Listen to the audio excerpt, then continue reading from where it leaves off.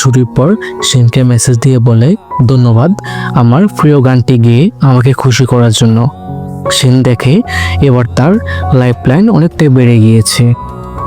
এবার জুই সত্যি খুশি হয়েছে।